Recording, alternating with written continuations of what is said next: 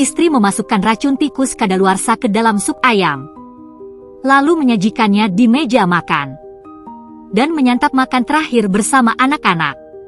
Sebelum meninggal dia menangis. Dan mengatakan kata-kata terakhirnya padaku. Shiki, aku membencimu. Menikah denganmu 5 tahun, aku tak pernah bahagia. Selama 5 tahun aku terus putus asa. Kau tidak pantas jadi ayah. Tidak pantas jadi suami. Aku pergi dan kubawa anak-anak. Aku membencimu. Setelah berkata begitu, istriku terjatuh. Ayah, aku sakit. Ayah, bisakah kau peluk Wan-Wan? Perut Wan-Wan sakit sekali. Setelah berkata begitu, putriku yang berusia 5 tahun juga meninggalkanku. Adegan-adegan ini terus menghantui pikiranku. Meskipun sekarang aku sudah menjadi miliarder. Tapi kejadian masa lalu itu terpatri dalam di hatiku. Menjadi penyesalan yang tak bisa kulupakan seumur hidup. Ya Tuhan, jika bisa, aku rela menukar semua kekayaanku untuk mengulang kembali kehidupan.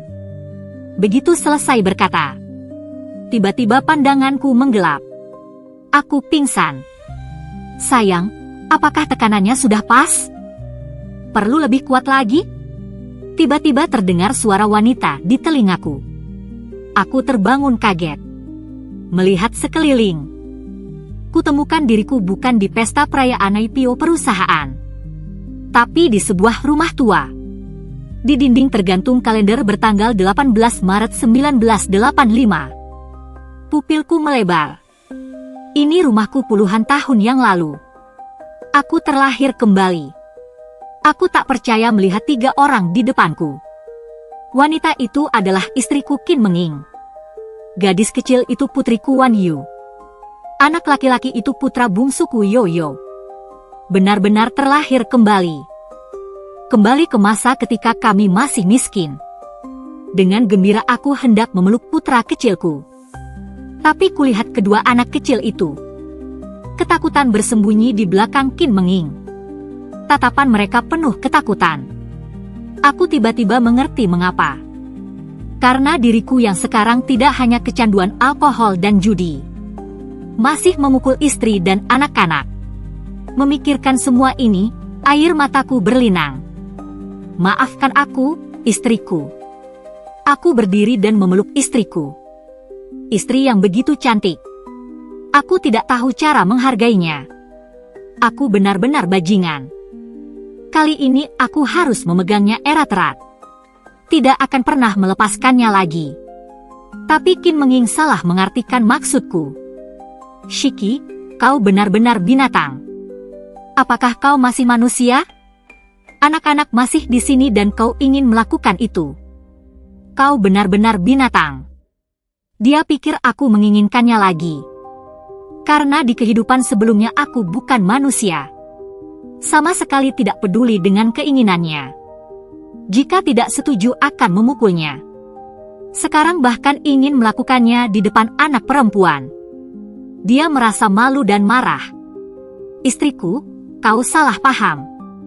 Aku hanya sangat merindukanmu. Aku sangat senang bisa bertemu denganmu lagi. Melihat pria di hadapannya. Dia tidak bisa percaya. 5 tahun menikah hanya memukul dan memaki. Tidak pernah memikul tanggung jawab sebagai suami. Putri di samping diam-diam melirikku. Berkata pada Qin Menging, Mama, apakah Papa jadi bodoh karena tidur? Putri juga tidak percaya aku akan mengatakan hal seperti ini. Papa tidak jadi bodoh. Papa sudah berubah menjadi lebih baik. Mulai sekarang pasti akan membuat kamu dan Mama menjalani kehidupan yang bahagia. Membelikan kamu dan adik baju yang bagus. Membeli mainan dan makanan enak. Aku langsung memeluk dan menciumnya. Tentu saja aku juga memeluk dan mencium putraku. Dulu Papa yang salah pada kalian. Papa memang bajingan. Papa minta maaf. Wan Yu dan Zhou Shou terdiam. Saat ini mereka sangat terkejut. Tidak menyangka kasih sayang ayah datang begitu tiba-tiba. Mereka tidak pernah membayangkan Aku melihat istri dan anak-anak. Begitu terkejut dan ragu. Aku juga tidak terburu-buru. Percayalah, waktu akan membuktikan segalanya. Istriku, tolong percayalah padaku. Di masa depan aku akan memberimu kehidupan sebagai Nyonya Fu. Aku berjanji dengan sungguh-sungguh. Era 80-an bagiku. Peluang ada di mana-mana. Membungkuk saja bisa memungut emas. Kamu harus segera menyayangi. Kami bertiga, ibu dan anak. Tapi sekarang juga belum terlambat. Mulai sekarang jangan lagi bergaul dengan teman-teman tidak bergunamu itu. Carilah pekerjaan yang baik. Jalani hidup dengan serius. Menjadi Nyonya Fu tidak semudah itu. Kamu tidak perlu memujukku. Asalkan kamu tulus baik pada kami bertiga, ibu dan anak.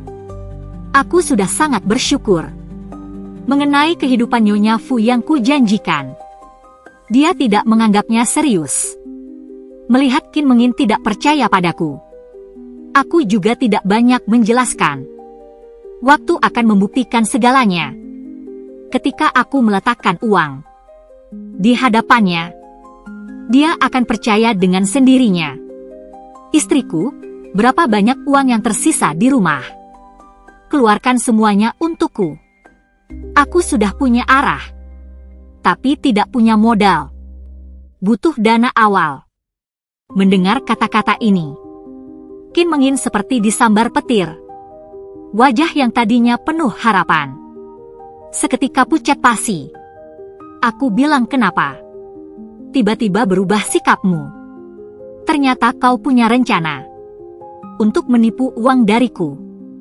Anak-anak masih kecil, sedang dalam masa pertumbuhan, tapi sudah berbulan-bulan tidak makan daging. Kau masih ingin mengambil uang dariku? Ku bilang tidak bisa. Kalau mau uang, bunuh saja aku dulu. Matanya memerah, menangis terseduh-seduh. 17. Dasar bajingan tidak berperasaan. Aku baru saja mulai memiliki sedikit rasa suka padamu. Harapan hidup langsung kau padamkan. Kenapa kau tidak bisa memberi kami, ibu dan anak, jalan untuk hidup? Kenapa kau tidak bisa melepaskan aku? Melihat istri menangis, hatiku sangat sakit. Tapi kalau tidak punya modal, aku tidak bisa berbuat apa-apa. Istriku, jangan khawatir.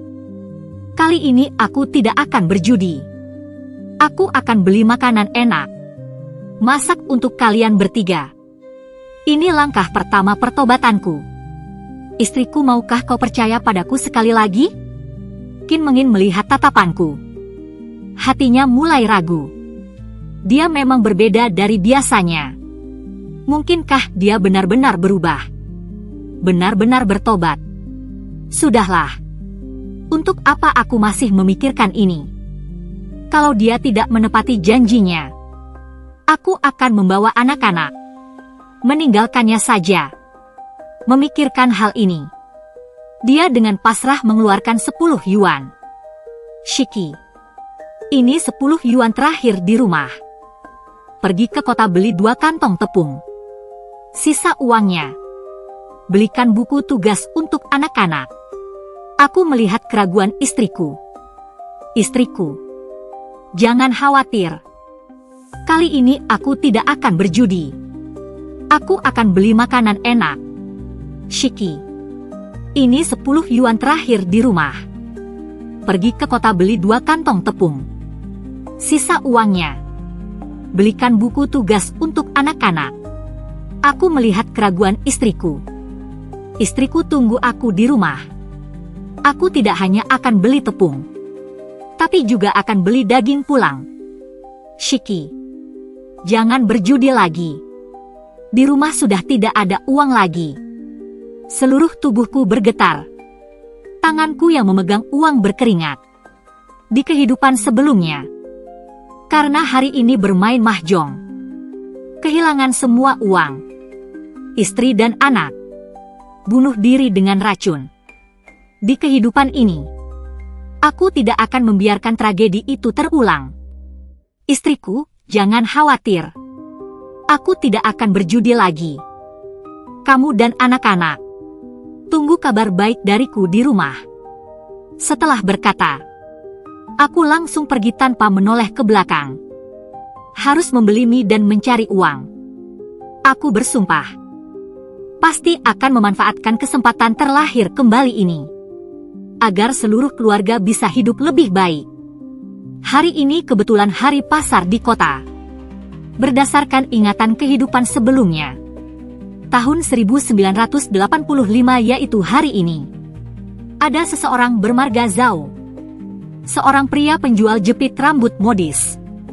Karena mabuk dan sombong, dilempar ke sungai, sampai diketahui semua orang. Bukankah ini kesempatan untuk mencari uang? Setelah memutuskan, aku datang lebih awal ke persimpangan menunggunya. Benar saja melihat seorang pria membawa tas, berjalan sempoyongan, menuju ke arahku. Aku tersenyum menyapanya. Bukankah ini kakak Zhao? Kenapa Anda kemari?